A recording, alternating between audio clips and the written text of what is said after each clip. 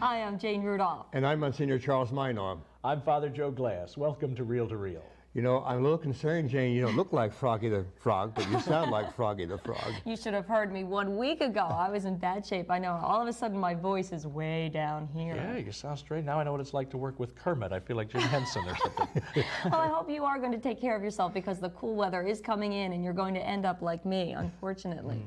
Well, starting off tonight, we're going to introduce you once again to Mike Gallagher. Now, if you just shrug your shoulders every time you look at one of those teen flicks, Mike tells you you better be a little more concerned. Camden Diocese continues its history for us and shows us how it goes to the world. And Monsignor Francis de Lorenzo from the seminary here has a very important personal subject to talk to us about privately. If you've ever struggled with problems of anger or guilt or are suffering from a low self-esteem, you're going to love our interview with Father Marty Padovani, a priest-therapist whose new book, Healing Wounded Emotions, is just out. Self-esteem, Father Joe, is a difficult thing to talk about at times, but one of the areas of self-esteem we have to look at is the people in the streets. Many people want to get involved with the homeless, but they think, well, what can I do? Tonight we're going to see how one person sparked the interest of many, not only to get involved, but to make a difference.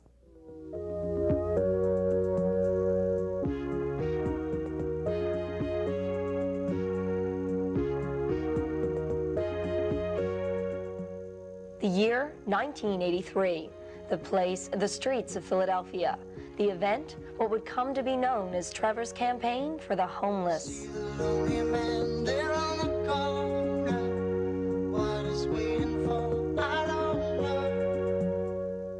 11-year-old Trevor Farrell reached out to those living on the streets by offering blankets, food, and clothing.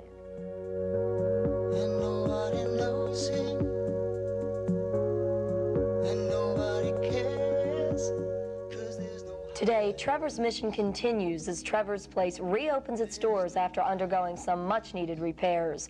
Residential coordinator Rob Michaels is enthusiastic about the changes. The house itself was pretty much of a dilapidated mess. Ceilings were falling down, holes in floors, no fire protection systems at all. And we just completed an 8-month renovation and are now open again, completely redone and refinished facility. The house now has 18 bedrooms, a completely new commercial kitchen, and completely new fire system, some excellent refrigeration and freezer services, which we were sadly lacking in before we remodeled. And then up on the 3rd floor, we've put in a special room, our chapel, which was not planned in the original reconstruction, but during demolition of one of the ceilings by a volunteer group, we discovered a real wonderful space that we feel, in addition to physically adding a room for quiet away from the rest of the common areas, brings a real special presence to the house as a kind of a spirit of what we're trying to get accomplished here. Maintaining Trevor's Place is an expensive challenge. The Chart House restaurant helped out with a 10K run to benefit Trevor's Campaign for the Homeless. Stuart Newbold is a Chart House manager and organizer of the race. Well, we're looking around for a way to say thank you to Philadelphia and also raise money for a worthy cause here in Philadelphia. And Trevor's Place struck our interest. He's quite a remarkable young man, and we championed his cause. We came up with the idea for a race because a dance really isn't appropriate for the Chart House. A gala bash isn't really the Chart House. What really is Chart House is being involved in sports-like activities and running and doing triathlons and things like that. We're kind of our management is involved in sports activities. The people that helped us organize the race was Jefferson Bank. They were our co-sponsors, and WIOQ was also kind enough to bring out their van and be a part of the festivities. What's unique about this race is that it did draw on a wide cross-section of the community to be involved, whether it be professional runners, senior vice presidents in banks, people from all walks of life, really to support the cause of Trevor.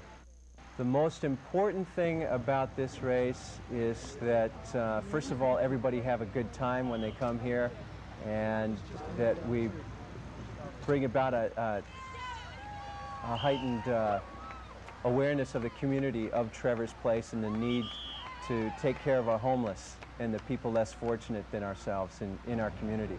We feel events like the Chart House race can help homelessness in a number of reasons. The direct result is the raising of cash. Over 100 people got involved with a fun cause. You know, it was a good running race that also raised quite a bit of money for helping to keep the house in operation. But in addition, events like this help to humanize the homelessness problem. And so it's an educational process as well as a fundraising process. Those who took part in the race day events felt positive about their involvement. Well, I got involved in the 10K with Chart House, Trevor's Place, after seeing many homeless people in Philadelphia.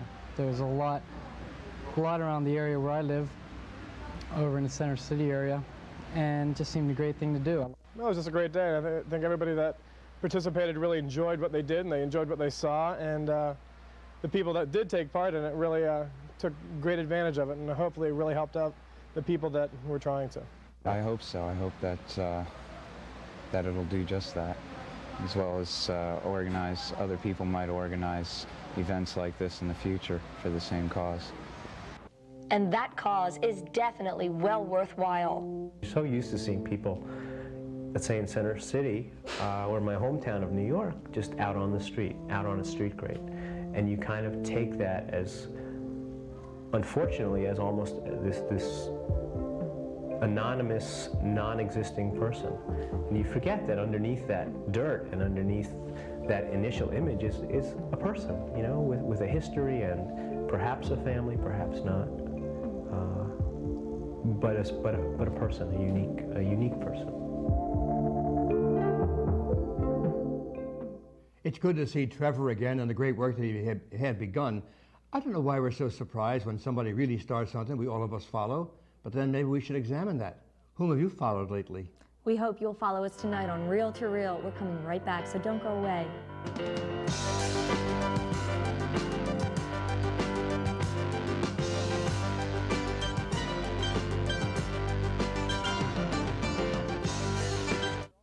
Hello, I'm Monsignor Charles Minor. Since 1981, Reel to Reel has proclaimed the good news by bringing you stories of Christian faith in action. We do it by roaming the Delaware Valley, searching for people of faith, of hope, and of charity.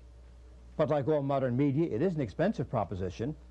If you're a new viewer, or if you've enjoyed Reel to Reel for many years, we would like to thank you for watching and invite you to participate by actively supporting the show.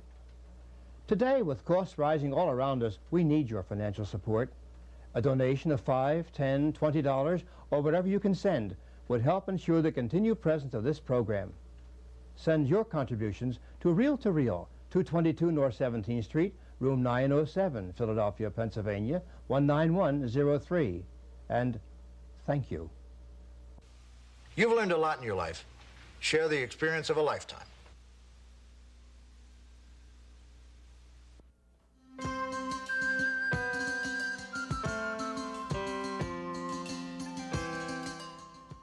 We learn from the Little Prince that the heart has its reasons that sometimes reason doesn't understand. With us tonight is Father Marty Padovani. He's been ordained 27 years. He's been a therapist for 20 years. He's made a career out of hearing and understanding the reasons of the heart. And now, after all those years of practice and ministry, Father has written his first book, Healing Wounded Emotions. Marty, welcome to Reel to Reel. Thank you, Joe. What has prompted you after all these years to put your experiences and your thoughts down into a book? Well, after the realization of 20 years of listening to people and lecturing and people questioning you, and even through the confessional experience, you realize you come up with the same problems time and time again. But the realization that I'm always 3 to 4 months with a backlog of clients, you can never take all the lecturing tours, you come up with the realization that there's a lot of people out there that need something like this, that are hurting, that need information, that need clarification in these emotional areas and these concepts. So this is another way for you to reach out to them, to get to them. Yes. And I imagine there's a lot of people out there who are afraid to make that initial contact, to call you or to call any counselor, and perhaps this is a way for you to bring the message to them. They are. They say usually 1 person out of 4 that has problems really gets help. So what about the other 75%? Right. And so this book is a means of reaching a lot of people who would be able to get help in a way like this. You've got I have not had a chance to read it myself, but you've got a foreword here by Father John Powell, which is very positive, the words he's written, and that's terrific. To me, that's like having Joe DiMaggio tell you you've got a great swing, you know. I think that's I was great. delighted that he accepted that and that he was so positive in his foreword with me. Yeah, real good. Marty, tell me, the things you're putting down here in the book, the chapters, I know deal with different emotional problems that we all kind of face. What do you hear day in, day out in your practice of some of the key hurts, the main ones that are affecting the people's lives? One of the problem areas, it's probably universal, that I'll hear all day long in everybody that comes in, whether it's individual, family, marriage, is anger. It's the largest chapter in there, and actually I could have written a whole book just on anger, but it's the most misunderstood, the most confused emotion that there is. There's a lot of ignorance about anger, and people have a very negative attitude about it. So what do they do with their anger? We shouldn't get angry, shouldn't display our anger. Don't get angry, it's a sin, it's wrong, you're a bad person. And of course people push it inside, and when you push your anger in, you're going to create a lot of internal conflict with yourself that can be manifested in a lot of different ways, physically, psychologically, affect us spiritually, but above all what it does to relationships. It's the cancer that eats away relationships. And that's why I say most of the times more marriages and families are dying from silence and not violence. And that comes across daily. So in understanding anger, that it can be a virtue, and that what is wrong with anger, but appropriate anger is very healthy in terms of relationship and mental health. Acknowledging it and making it work for you, huh? That's right. Yeah. What are some of the other main themes, the main hurts you're discovering? Some of the other areas there is the problem that people have with self-esteem a lot, and I bring that in a couple of chapters there, trying to help people understand self-love versus selfishness, because people have a lot of confusion in that, and they think self-love is wrong, even though the gospel says love yourself. At 2,000 years, we're still struggling. People have tremendously negative attitudes on that. I find it among our young people very often. They have low self-esteem. They don't think as well of themselves as they should. That's right. So that's a common problem practically we all struggle with it. And I mentioned young people. Who did you have in mind when you wrote this book? Is there a particular audience that this is directed toward? Well, the book really is for all people. I mean, anybody living in the human condition is going to really be attuned to the chapters there. So it's really young and old. And if you're hurting in any way in life, it's even more so. But I think it has a tremendous potential for emotional and spiritual growth if people can be clarified with many of these concepts that I deal with, because there's so much misunderstanding in these concepts, and these are only some of them. But there's so much understanding in your answers. That's the other reason I'm happy you have finally written a book. I mean, I hear of your reputation everywhere in the Trenton Diocese, but to have that 20 years of ministry and therapy behind you, this is not a fad book. This is not a pop psychology or quick answers or Band-Aids on the hurts. This is real therapeutic stuff, and I'm glad you've put it into print. How about a word on the stereotype we always hear with Catholics, and so many people associate that with guilt, right? Catholics, that's and that's right, guilt. Catholics and guilt. How Although about a word on guilt? There's a lot of unhealthy guilt floating around, and unhealthy guilt is going to transpire into neurotic religion, which we have a lot of. And that's one of the things I'm trying to attack with this book, is help people to put guilt in perspective. Healthy guilt is good, but unhealthy guilt is like a big rock around our head, and it's only going to pull us down, destroy us, and it certainly is not a part of what Christ was talking about. Okay, good. Marty, thanks again for being here. Later on in the program, we'll be giving you the address of where to contact us for any information that you hear on this program, but especially if you're interested in obtaining a copy of Marty's book. Thanks for being with us. Thank you, Joe. Good luck with it. Back to you now, Monsignor and Jane. Anger, low self-esteem, hurt, all these things we experience, but if you want to have everybody experience it at one time, you need to just say the one word: AIDS. Monsignor Francis DiLorenzo is up next. He's the rector at St. Charles Seminary in Overbrook, Pennsylvania, and he's going to talk his viewpoint on a problem we can no longer sidestep. AIDS is no longer a problem for the few, it's a problem for all of us, the many. I think at one point or another, we've all met somebody who has either been the victim of AIDS or somebody who is a family member or a close friend. It's a very, very difficult period in the lives of all of them. No doubt what runs through your mind and my mind is the fact that this particular group may well be associated with the high-risk group. Those who are homosexual or bisexual males, people who are shooting street drugs. There are other people at risk at this particular point in time, as you well know. Persons who have had sexual contact with them, women who are pregnant and may well pass the virus on to their children. And at this particular point in time, the heterosexual population is beginning to be at risk as well. But what we're doing is we're associating many of these behaviors with sinfulness from a biblical and religious point of view. Not so terribly different from what took place at the time of Jesus. People who were sick in the time of Jesus, in many cases, were perceived as being sinners or coming from a sinful context. And Jesus had to remind the people in his time that they should not render final judgment against those who were perceived as sinners because they were sick. Jesus exercised the attitude of compassion and mercy and forgiveness towards those who were in this category. He also exercised redeeming love. The question now becomes, how do you exercise these same attitudes and behaviors towards those people who are the victims of AIDS? I would suggest two things. Number one, prayer.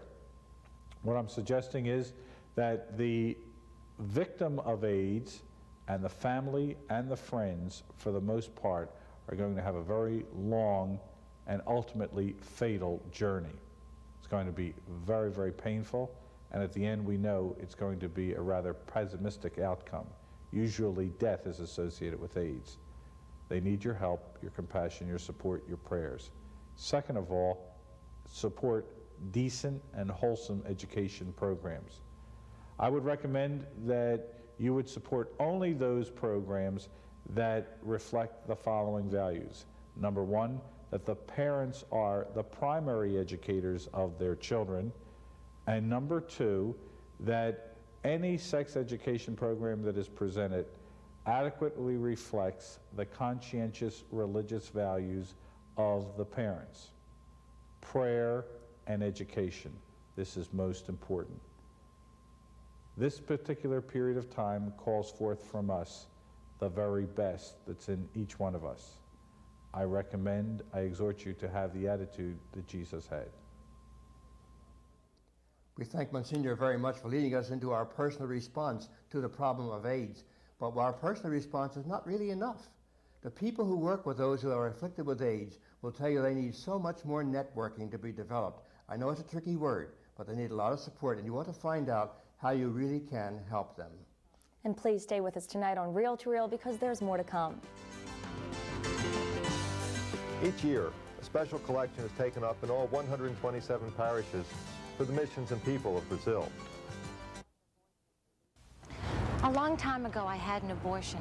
At the time, I thought it was the only answer, the only solution. Then I woke up one morning with this incredible emptiness, and I started to cry, and I couldn't stop. You see, I never really dealt with the reality of my loss. Project Rachel helped me to realize God's love for me and allowed me to find forgiveness in His church and in myself. If you need help, call Project Rachel at 609-546-8945.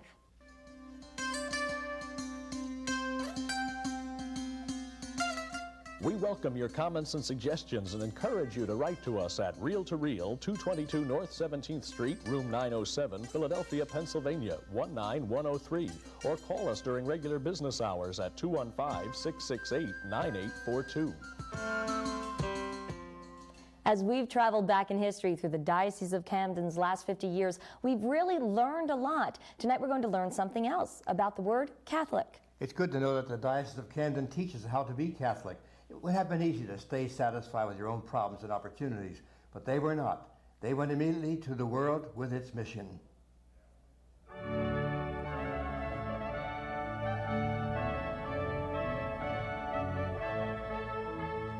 As we continue our celebration of the Golden Jubilee of the Diocese of Camden, we're reminded that 50 years is really a very short time in the life of Christ Church. And yet it also reminds us that the Church is ever growing, bringing the good news of salvation to all peoples throughout the world. Indeed, it is the very reason we bear the name Catholic, a word which literally means universal or worldwide. As Christ commanded his Church, go and teach all nations. Over 25 years ago in the Camden Diocese, in 1961, the late Archbishop Celestine J. Damiano, the third Bishop of Camden, sent two of his priests, Father now Monsignor Edward Kennedy and Father now Monsignor Felix O'Neill, to do missionary work in Brazil. This was the start of a major missionary apostolate of the diocese which continues today. The first of 5 parishes in the Jataí Diocese of Brazil to be staffed by Camden priests was the parish of Santa Helena, some 300 miles southwest of the capital of Brasilia. For more than a quarter of a century, some 23 diocesan priests from South Jersey, as well as a number of lay missionaries, have worked tirelessly in Brazil, erecting churches, schools, convents, as well as establishing a minor seminary to foster vocations among the young men of Brazil. One of the Camden priests who went to Brazil was Father Michael Mundo. Father Mundo served as associate pastor after his ordination in 1962 at St. Rose of Lima Church in Haddon Heights. In 1978, the Holy Father named Father Mundo as the auxiliary bishop of the Jataí Diocese, and he chose to come home to St. Rose Parish in Haddon Heights to be ordained to the episcopacy by Bishop Guilfoyle. Bishop Michael Mundo, who this month marks the silver anniversary of his priestly ordination, serves today as the assistant bishop at Jataí, surely a fitting tribute to the missionary work of the Camden Diocese. Not only clergy, but the people of the diocese assist in this effort. Each year, a special collection is taken up in all 127 parishes for the missions and people of Brazil.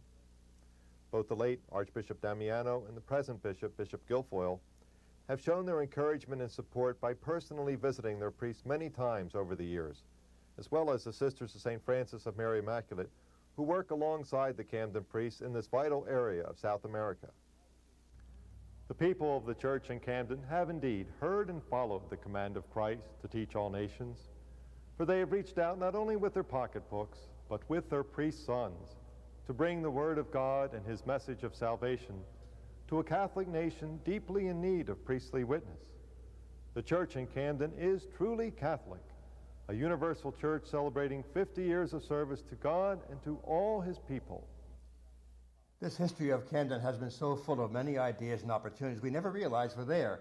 And so you see, history has within it so many hidden messages. Well, speaking of hidden messages, Mike Gallagher is up next, telling us that there are many hidden messages to find in the teen flicks, which are aimed, of course, at the teenagers of today. But what Mike Gallagher wants the parents to do is to realize that a steady diet of hidden messages can eventually take its toll. Hello, I'm Mike Gallagher for Arts Review. In the current hit movie, Can't Buy Me Love, an unpopular high school boy rents a popular girl in order to get in with the right crowd. And now he becomes obnoxious beyond belief when his ploy works, but he gets his comeuppance in due time, and everybody comes out with his or her sensitivity greatly enhanced. Can't Buy Me Love, the renting gimmick aside, is very much on the mold of Lucas and the movies of John Hughes, his recent Some Kind of Wonderful and Pretty in Pink, as well as his earlier The Breakfast Club and 16 Candles. All these belongs to what seems to become a new genre, teenage romantic comedy as moral play. Religious educators seem to love this genre because it seems to teach all sorts of great moral lessons. Unfortunately, however, this kind of movie conveys a great deal more and a great deal less than its purported moral lesson. To begin with, these movies invest such things as who takes whom to the prom with cosmic significance. They fail to give any kind of perspective to the travails of their character, all of whom are white and most of whom belong to wealthy families. And so they pander to the narrow vision and self-centeredness that teenagers are already all too prone to. In most of these movies, moreover, Lucas being the only real exception, we have sexual promiscuity presented as a given and played mostly for laughs. In Can't Buy Me Love, for example, we have supposedly sensible and loving parents abandoning their house on New Year's Eve so the son can have a party in which hard liquor is available and in which the bedrooms, not to mention a bathroom, are occupied by copulating teenagers. In The Breakfast Club, which also presents a benign view of pot smoking, we have a girl giving herself to a boy as proof of her sincerity, proof that she's not a snob. Finally, in such movies, everything is solved, not only without guidance from parents, but without reference to any moral code whatsoever, unless you consider Be Yourself a nuanced enough guide to conduct. Now, it might indeed be possible to use something like Can't Buy Me Love as a discussion starter with teenagers, since there's no nudity or violence in it, and the rough language is limited. But if you do, you have to be aware of the hidden messages, those which may well be far more powerful than its upfront message. You can bet that your teenagers will be. I'm Mike Gallagher for Arts Review. Well, here we are back again, reunited, the three of us on set with time to talk tonight. A little bit of time left, yeah. This is good. We don't usually get to do this. We enjoyed your talk with Father Joe. I enjoyed talking with him, too. It's a fascinating book. He left me a copy, so I'm finally going to get to read it. But good. Yeah, I But think you're going to keep it, though. I'm going to keep it. I'm going to get some more for Christmas presents. Are you going to share? Mm-hmm. Yeah, Okay. Yeah, I'll pass it on to you. All right. You have some wounded emotions, Jane? Of course, don't we all?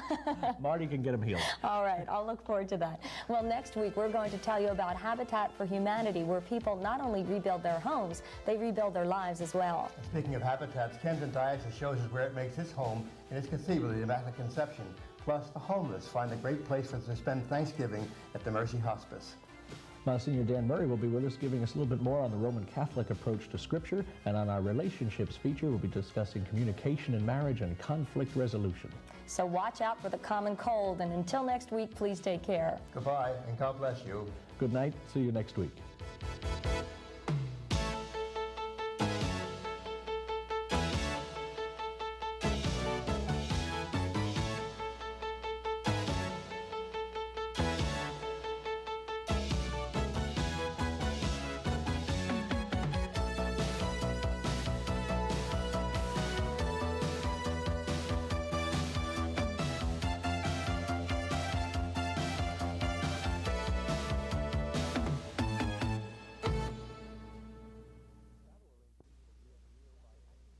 Travel arrangements for reel-to-reel by Atkinson and Mullen Travel of Media, PA. Phone area 215-565-7070.